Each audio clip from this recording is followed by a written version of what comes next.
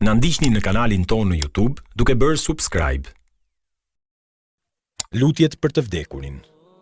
Shumë persona nga të afërmit, familjarët, të dashurit tanë, e kanë lënë këtë jetë dhe ata kanë shumë nevojë për lutjet tona të sinqerta. Dhe ne do të shkojmë atje ku shkuan ata, dhe të njëjtën nevojë do të kemi edhe ne. Lutja për të vdekurit është gjëja më e shpejtë që arrin tek ata. Ajo është më e shpejtë se sa lëmosha, haxhi apo ndonjë punë tjetër. Me të vërtetë, lutja jote është qetësim për ta. O Zot, fali të gjallët nga ne dhe të vdekurit, të pranishmit dhe ata që mungojnë, të vegjlit dhe të mëdhenjt, meshkujt dhe femrat.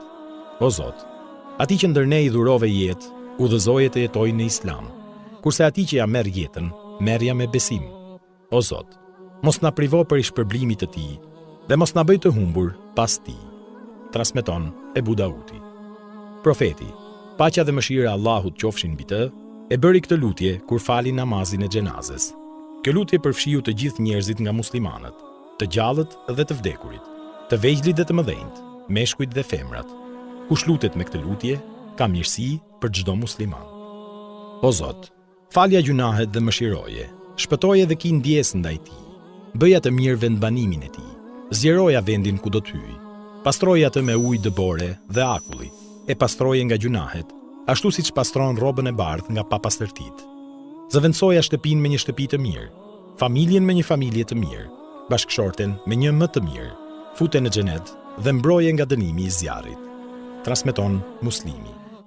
Auf ibn Maliku është transmetuesi i këtij hadithi. Ai dëshironte të ishte në vend të personit të vdekur kur dëgjoi këtë lutje madhështore nga profeti, paqja dhe mëshira e Allahut qofshin mbi të, që lutej për të vdekurin. Kjo lutje përmblodhi falje gjunahesh, mëshirë, shpëtim, futje në xhenet, pastrim dhe zëvendësim të gjërave të dynjas me ato të ahiretit. Uji është pastruesi më i mirë që përdoret për të gjallët dhe të vdekurit. O Zot, fale filanin dhe ngrije atë në shkallën e të udhëzuarve. Zëvendësoja atë me ata që mbesin nga pasardhësit e Tij. Na fal ne dhe atë, o Zot i botrave. Zgjeroja varrin dhe ndriçoja atë. Transmeton Muslimi. Profeti, paqja dhe mëshira e Allahut qofshin mbi të, këtë lutje e bëri për Ebu Selemen kur ndëroi jetë. Të gjitha lutjet profetike janë të mrekullueshme, domethënëse dhe të pranueshme tek Allahu i madhëruar. O Zot, vërtet filani, i biri i filanit, është në besën tënde dhe në litarin e fqinjësisë sate. Ti je zbatuesi i premtimit dhe i drejtësisë.